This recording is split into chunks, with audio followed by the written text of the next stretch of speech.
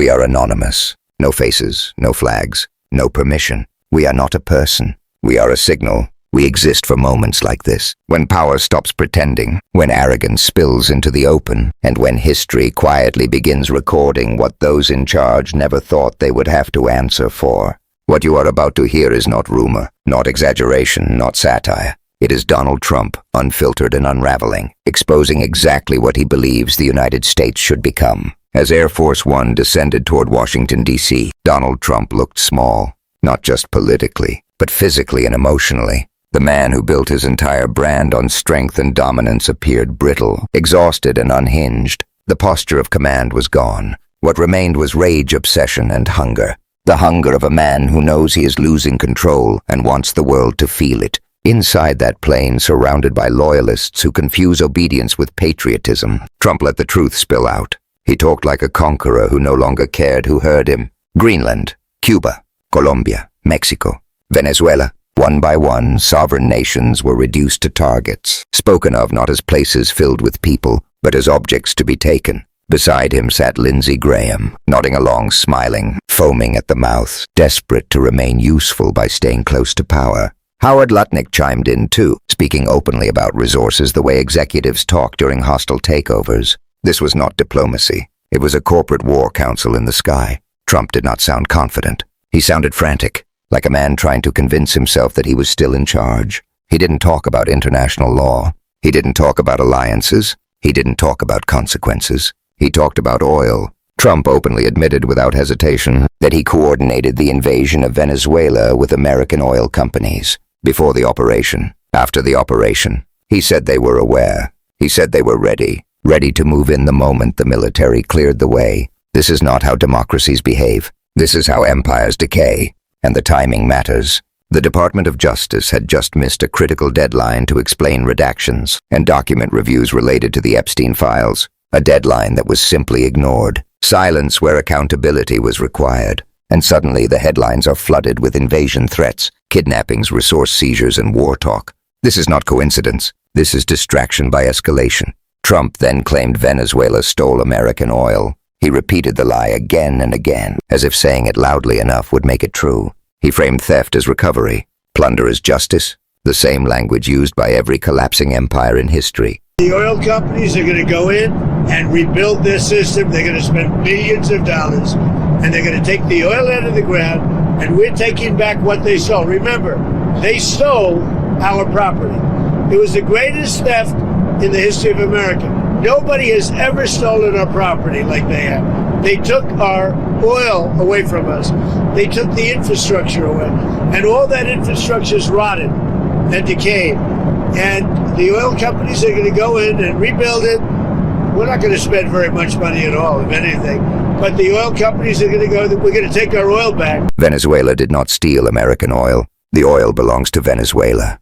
That is not ideology. That is geography. That is reality. But Trump does not operate in reality. He operates in grievance. Listening to him, the echoes were unmistakable. This is the same script Vladimir Putin uses: manufactured victimhood, historical revisionism, invasion justified as restoration, power wrapped in paranoia. Then the mask fell completely. When asked about free and fair elections in Venezuela, Trump dismissed the idea outright. Elections were not the priority. Democracy could wait. Oil could not. He said it plainly. Fix the oil first. Fix the country later. Elections maybe someday. Go ahead. Now, are you going to demand that Delcy Rodriguez let opposition figures return or free any political prisoners? We haven't gotten to that yet. Right now, what we want to do is fix up the oil, fix up the country, bring the country back, and then have elections. Now, is it fair? We better bring the country back. Otherwise, you're gonna have a mess that's so bad. It was really bad. It's going to get a lot worse unless we go in and fix it. Is the U.S.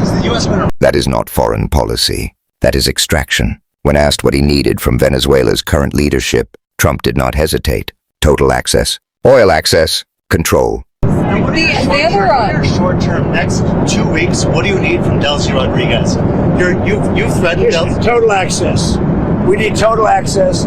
We need access to the oil and to other things in their country that allow us to rebuild their country. What other things? lot of things. Roads that aren't built, bridges that are falling down. Yeah, bridges that are falling down, nobody can go anywhere. And on Greenland, That was the demand. And then without pause, he pivoted to Greenland. Casually, recklessly, delusionally, he claimed the United States needs Greenland for national security, claimed Chinese and Russian ships were everywhere, claimed Denmark couldn't protect it, claimed the European Union wanted America to take it. Let's talk about Greenland in 20 days. on Venezuela, we talk so much about energy. By the way, I will say this about Greenland. We need Greenland from a national security situation. It's so strategic. Right now, Greenland is covered with Russian and Chinese ships all over the place. We need Greenland from the standpoint of national security. And Denmark is not going to be able to do it, I can tell you. Lie stacked on fantasy. Denmark and Greenland responded immediately, warning Trump to stop, warning him that this kind of rhetoric could trigger real conflict, warning him that sovereignty is not a joke. Trump mocked them, reduced their defense efforts to one dog sled, smirked, laughed. You know what Denmark did recently to boost up security in Greenland? They added one more dog sled. It's true. They thought that was a great move. What would the justification be for a claim to Greenland?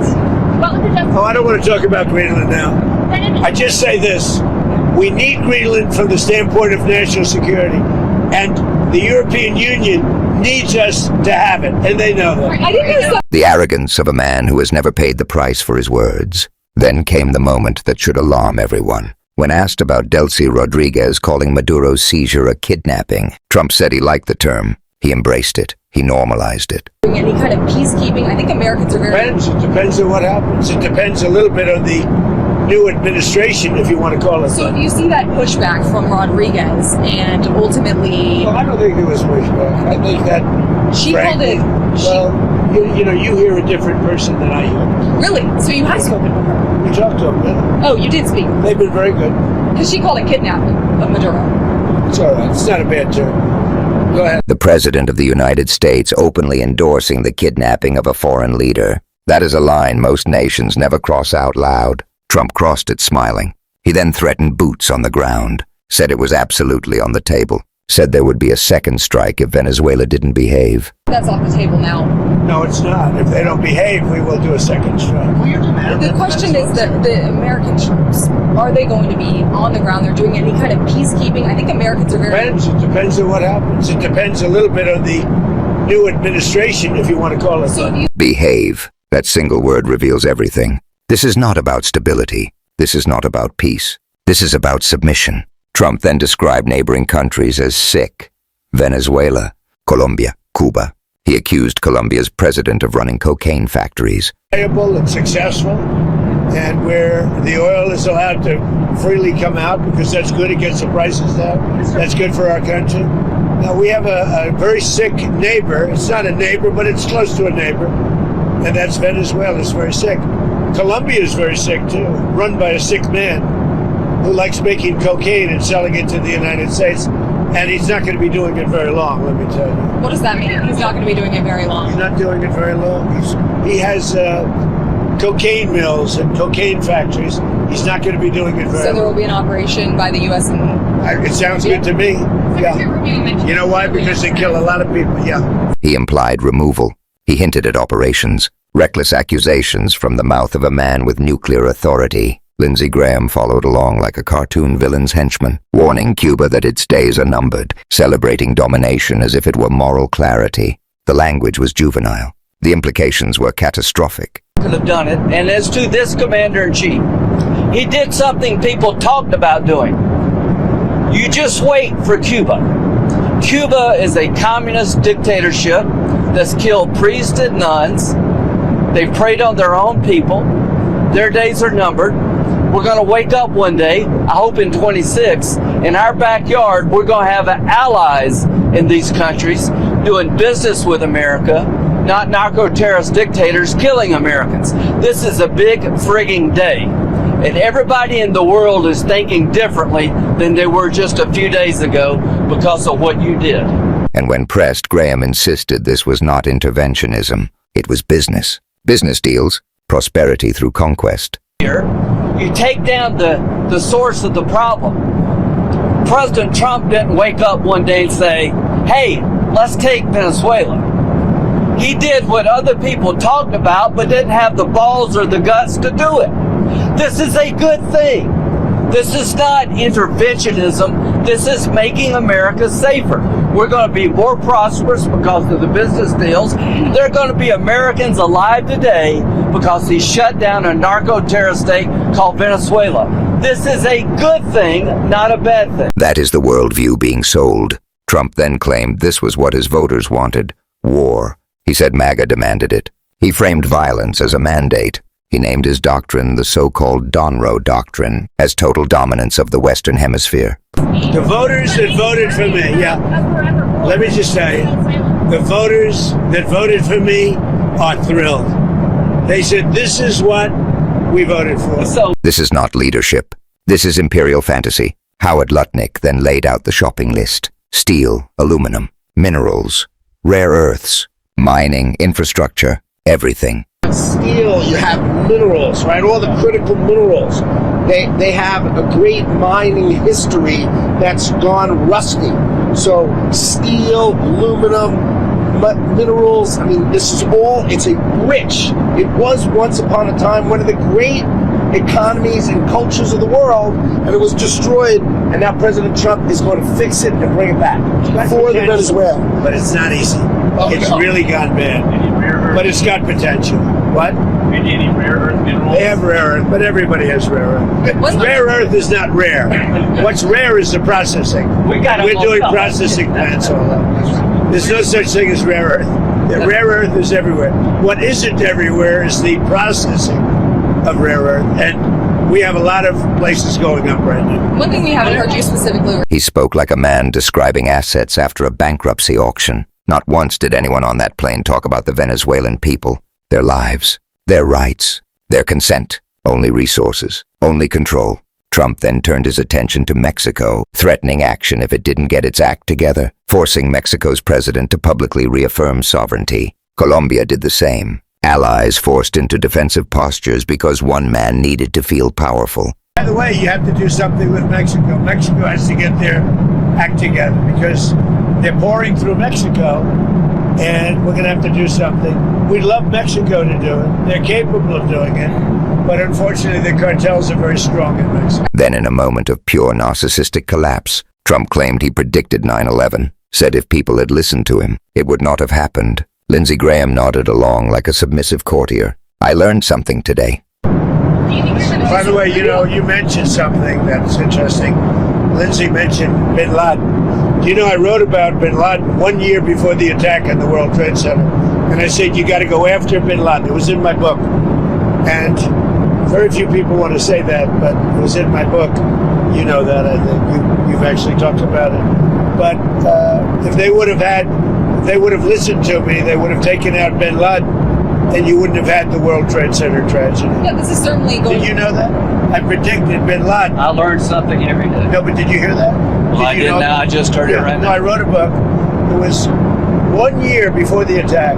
It was grotesque, and then the Washington Post revealed the pettiest motive of all. Trump is undermining Venezuela's Democratic opposition leader, Maria Corina Machado, not because she lacks support, but because she accepted the Nobel Peace Prize, an award Trump has wanted for years. Sources close to Trump say accepting that prize was unforgivable. If she had turned it down for him, she would be president today. That is how fragile this man is. Trade one authoritarian for another, as long as Trump controls the oil. Experts are sounding the alarm. Venezuela is not Iraq. It is worse terrain, more armed groups, deeper resistance, perfect conditions for insurgency. Chaos is not a possibility. It is a probability. And through it all, Trump looks weaker by the minute. Not commanding, not strategic, desperate, unstable, dangerous. This is what collapse looks like when it boards Air Force One. This is what happens when ego replaces law and grievance replaces strategy. This is not strength. This is decay. We are anonymous.